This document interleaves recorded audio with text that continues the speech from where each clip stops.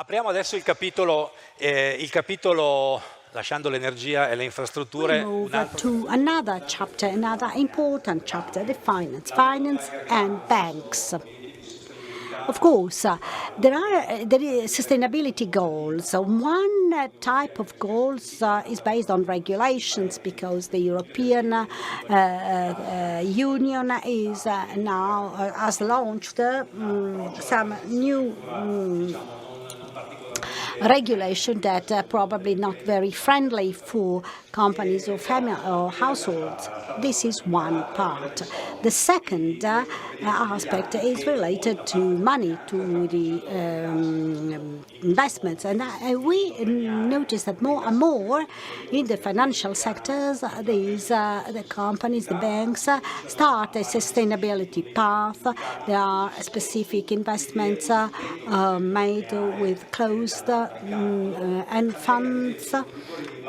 And for instance, a valve producer in the oil and gas said to me that he bought a company producing water valves. And I asked him, what for? And he said, it's not useful for my group, but if I go to banks, both in Italy and abroad, I can prove that I am sustainable. If I just produce valves for oil and gas, my company is not sustainable. Now, next speakers are Flavio Valeri, Daniela Cataudella for SACE, Gregorio De Felice, Head of Research and Chief Economist of Intesa Sanpaolo, Elena Beccalli, the Director of the Faculty of Bank Science, Università Cattolica del Sacro Cuore, Fabio Benasso, Chairman of the Accenta Italian Foundation. Thank you. And I'd like to ask Mr. Flavio Valeri, Chairman of Lazard Italy, to be brief, of course, after what Mr. Montezemolo did, so we can't do worse. You have 5 minutes.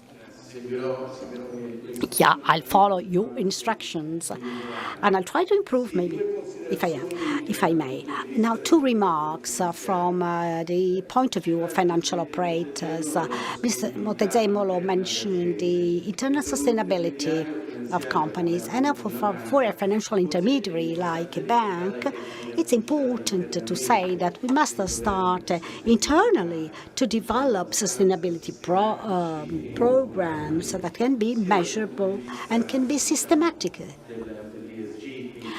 in terms of ESG, so environmental policies for our buildings, for our people, for our energy consumption, and also for in terms of social responsibilities, so the aspirational targets for the workforce up to 2026, all the Global Compact program, and talking about governance, this governance has to be accepted and shared with the board of directors and must be part of our financial targets. I'm saying this because banks are organizations that offer funding to companies or to enterprises. So we must offer this funding based on activities that we carry out. This is called internal corporate sustainability. As far as the external corporate sustainability is concerned, so asset management or financial advisory,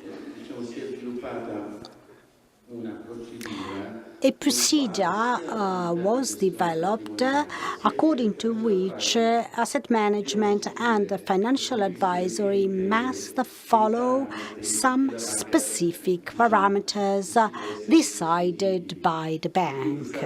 And so these essential parameters are based on the types of customers of the bank. Some banks decide to have a more ESG-oriented sustainability policy. because based on this they can help some customers rather than others.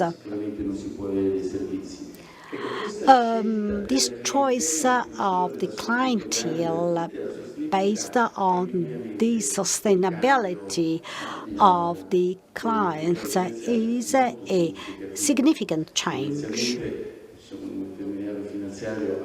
Basically, a financial intermediary accepts everyone, provided that the counterpart follows a legal approach. But in the past, we were not so rigorous in our choices. Now, I think that these systems, this selection will be more and more adopted because banks must prove that customers comply with certain parameters. Of course, this is a soft way to encourage customers living in less sophisticated countries where these types of commitment are not required by law to adopt them.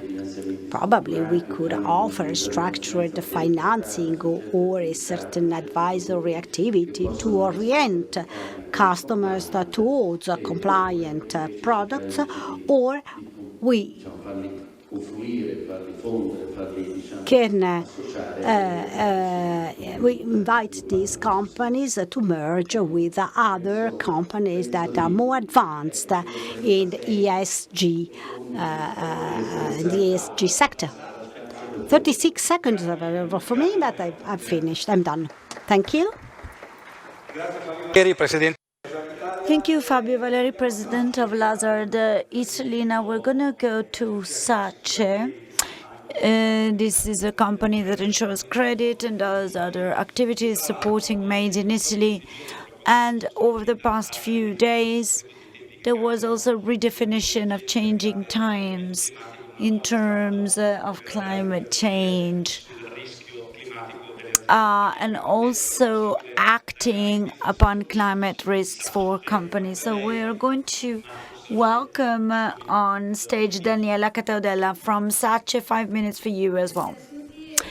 Thank you. Thanks, everyone. Good afternoon. I'm very happy to represent SACE here, especially in this context and talking about sustainability. So why do we believe so much in sustainability? Because we work together with 50,000 companies. We see them investing in sustainability. Our observatory is quite privileged, and we understand that the direction they took is the right one. How do we understand this? Because together with our study office, we estimated that when a company invests in a double energy and digital transition, exports are increased by 3 times.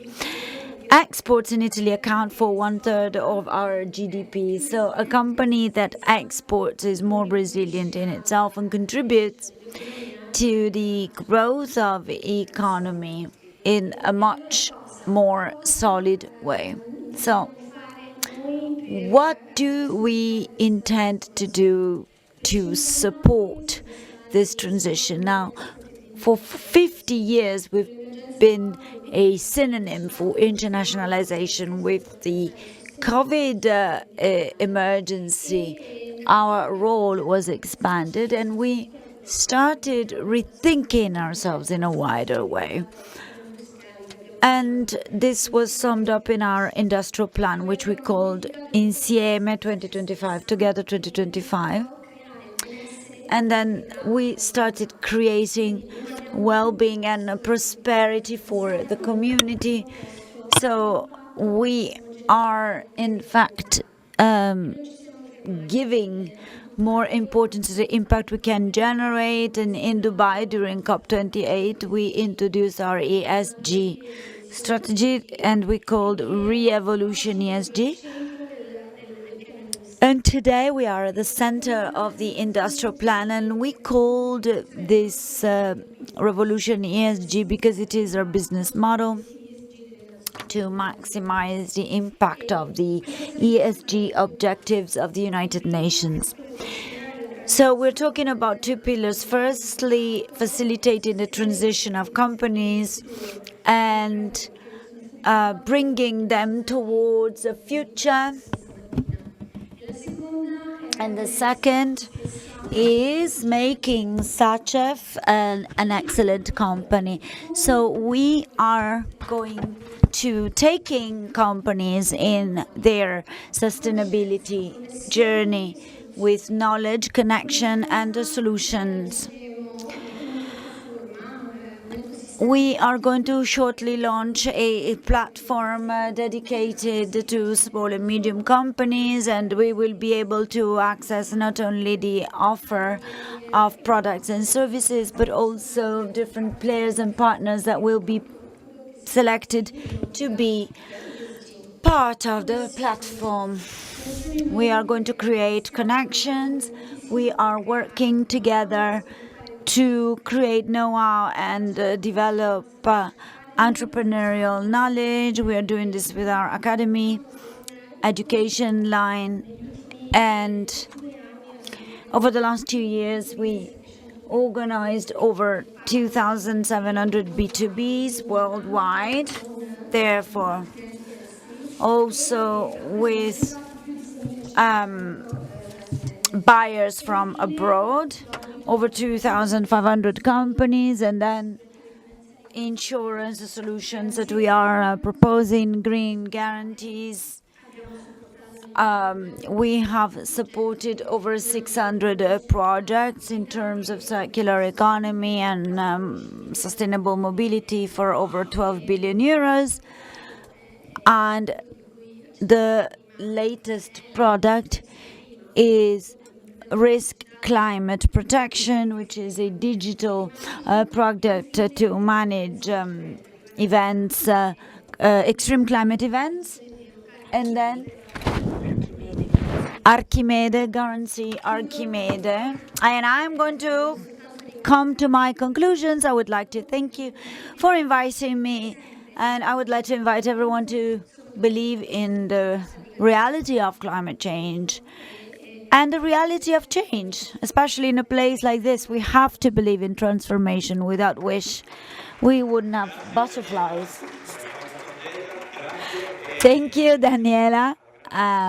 We're going to get to Banca Intesa San Paolo now. If we're going to talk about the impact of companies on families and strategic choices of companies, of course, a large bank such as Intesa San Paolo has a decisive role, especially in terms of products and so interest rate connected to the best situation of the supply chain and a series of suppliers who can exploit the fact that they can sell to an internationalized company. Della ricerca e capo economista di Intesa San Paolo, quindi ha questa duplice. So now we have a contribution which is going to tell us about the activities of the bank and how the entrepreneurial fabric in Italy has evolved towards sustainability. Gregorio De Felice. Thank you, Luca. Good afternoon, everyone. Obviously, I am very pleased to be with you tonight. Now, I would like to talk to you mainly about a modern way of banking, and specifically about paying attention to the economic outlook, to the economic progress and prosperity of territories where the bank operates. Of course, profit is a necessary requisite, but profit must not be self-sought. We need to pursue progress for collectivity. On the 23rd of October in Brescia, we launched our commitment to giving 1.5 billion euros for initiatives of projects finalized to bridging the gap between inequalities by 2027. So 1 billion of activities, 500 million are the costs of personnel to manage such initiatives. Now, let's take a look at our commitment in terms of reducing emissions, etc. The industrial plan, which will end in 2025, envisages net zero by 2030. We are doing well, and we think we're going to reach our objective in advance. And the objective is also to have 100% energy coming from renewables. And this objective was already reached in 2021. What do we do for others? More in detail. And I think it's very important here to talk about collaboration between us and this wonderful, wonderful place, which is, challenging to manage, but we've been having a collaboration agreement since 2020. So the first 3.000 giovani. We managed, with our contribution, to welcome over 3,000 young people and reintegrate also them in the labor market. About 800 people were, in fact, reintroduced into the labor market thanks to certified trainings, etc. 1 million meals in a year, 350,000 beds in 1 year, and our collaboration also was renewed for the 3 years between 2023 and 2025. So this is just an idea of our commitment. The second part of Luca Orlando's question was, how are we doing on the territory? Well, we are trying to carry out a very thorough dissemination of information on how to be ESG compliant. We are distributing a questionnaire of 30 questions, and they say, oh, you are very bureaucratic, but if you are ESG compliant, you will then have the benefit of having an interest rate on credit which is slightly lower than the rate you would have if you are not ESG compliant. So I have a personal idea that this advantage should be transferred from the vigilance authorities, therefore Basilia IV, onto the rights of banks. So if you take a loan and you are ESG compliant, the capital absorption is lower compared to a non-ESG compliant loan. So I'm sorry, but the time is finished. Thank you for your attention. Grazie, Gregorio. Thank you, Mr. De Felice. Of course, the situation must be symmetrical. If I lend you money and I let you pay less, of course, you have to be ESG compliant. Otherwise, this doesn't work well, and this penalizes other people. Fabio Benasso chairman of Accento Italian Foundation. We speak of resources and activities for sustainability. Thank you, Luca. Good afternoon, everyone.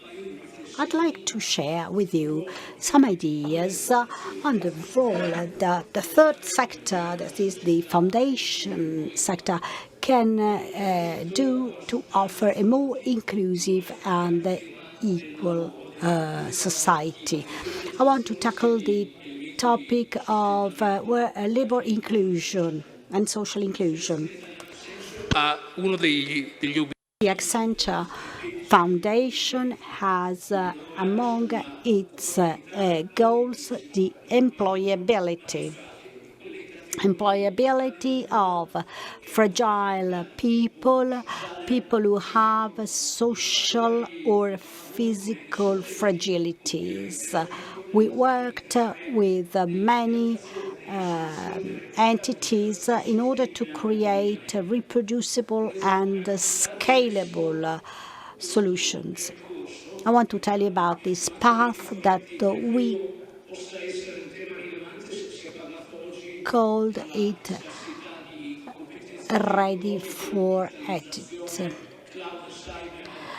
Of course, we heard about AI this morning and about the difficulty of companies to find some employees. So we tried to put together employability and inclusion and social inclusion. So we worked on the two main sourcing the Ukrainian refugees or migrant from Africa, as well as NEET. People who do neither work nor study in Italy, we call them NEET. And we need to have a certain scale, because you cannot just implement a small project if you want to have an impact. That's why we created a platform where more different subjects with different skills could participate. They could bring their resources in terms of skills or money.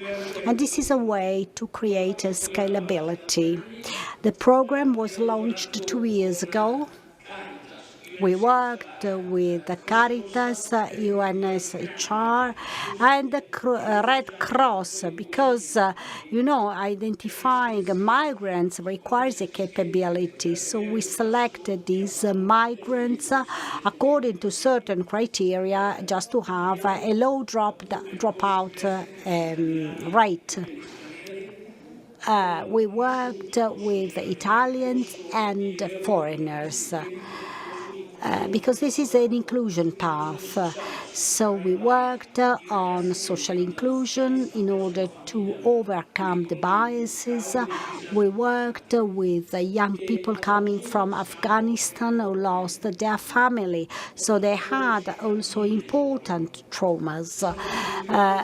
We've taken on board 60,000 young people, and we will offer them a job after the path. So we support them even in finding a workplace, finding a job.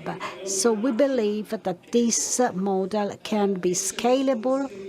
And if a business foundation is able to put together the demand and supply, so the workers and the employers, we can evolve.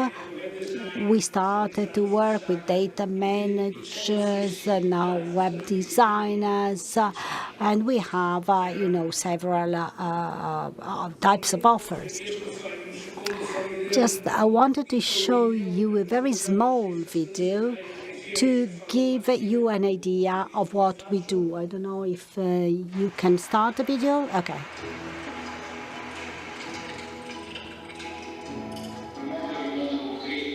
promote in a concrete way social and work inclusion with active path of training and empowering.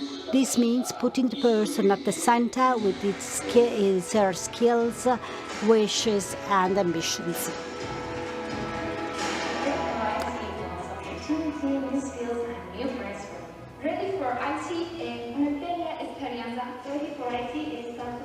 Is a good experience, has been pleasant. Ready for IT was an important training experience for me. For me, Ready for IT is an opportunity. Thanks to Fondazione Italiana Center for bringing this opportunity for us.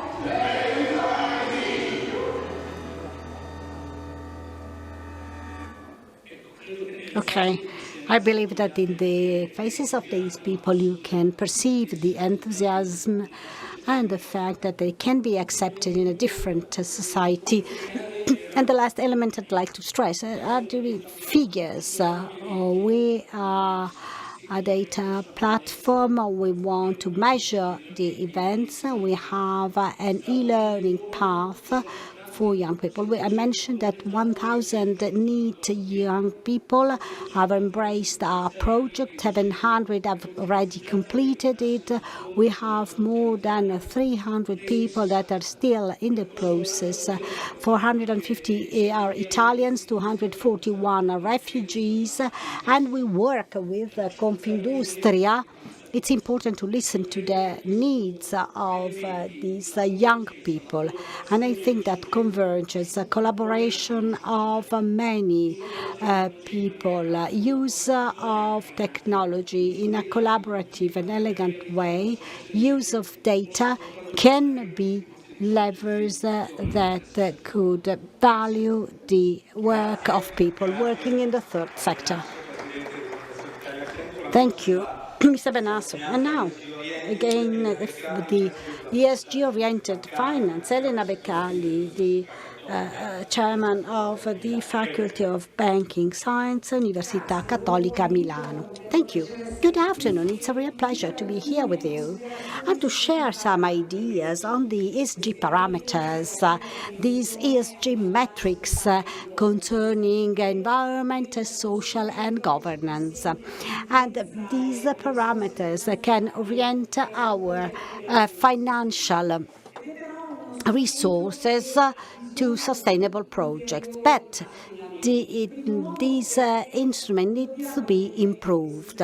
First of all, because these parameters are not an end in themselves. They are a mean to better orient sustainable investment. And creating good metrics is not easy at all, because turning metrics into a parameter is a very complex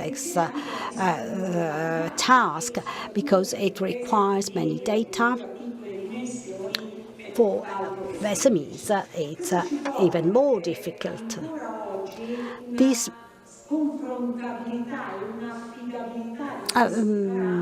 implies that today we don't have the best comparison of these parameters. Therefore, institutions or universities, as a chairman of a university faculty, I think that we must be committed in order to develop in the best possible way these parameters that are necessary to make decisions about investments. Because you see the cloud in the graph, this cloud shows that there is a great dispersion. The phenomenon is difficult to be measured, but we need to work on it because there is too much dispersion. The second concept concerns the correlation of parameters to profitability and to business performance. The results we obtained at international level are quite supportive, because 35% of 58% of companies who had a positive ESG have also very good profits. But it's not enough to obtain the best profit on the market. We still have to work in order to offer market operators reliable information, because this could turn this information into good returns for investors who are interested in good ESG companies. We must develop a shared reporting system that could be used by all market operators. And the last element I'd like to mention concerns the financial assets required to fund sustainability. As you see in this graph, we are talking about huge assets to fund sustainability. $4 trillion of assets under management for sustainability. This amount of assets is still growing. But we must be careful, because these important assets must be really invested in sustainable projects from an environmental, social, and governance point of view. It's not an automatic transfer. Having available financial resources does not mean that sustainable projects are implemented. It's not an automatic consequence. So we must be very careful, and we must also think how these assets reach enterprises, because they could come through banks, could come through primary markets, and negotiations in the secondary market, transactions on the secondary market, are not always synonymous of fresh resources for companies. So these assets under management must be used for sustainability projects. Again, there is a long way to go in order to provide suitable resources for the sustainable transformation. We are committed at university level in order to improve the parameters, and the financial operators must be careful in using green or social washing. On the contrary, the sustainable transformation path must be clear and transparent. Thank you. Elega Beccari, Fabio Benasso, Elena Valeri, and I wanted to congratulate you for sticking to the times available for you. Thank you again.